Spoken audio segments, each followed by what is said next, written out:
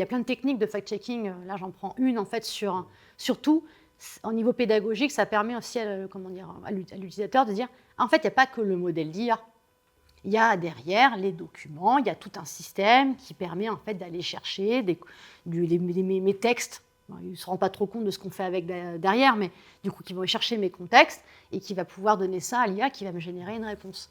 Ça, c'est important parce que si on a juste une réponse, et d'ailleurs, c'est souvent dans beaucoup de soft que je vois, c'est juste une réponse telle quelle.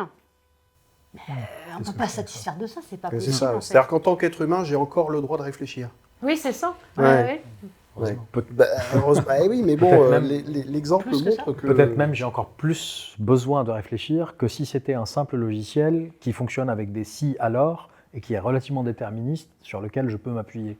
Par exemple, pour calculer, pour le calcul des impôts, là c'est la saison, le calcul des impôts, ça se fait au travers de mécaniques logicielles classiques qui sont des règles relativement claires. Si c'est pour écrire un texte, et évidemment, potentiellement, l'IA qui m'écrit le texte peut avoir des hallucinations, comme on l'évoquait tout à l'heure.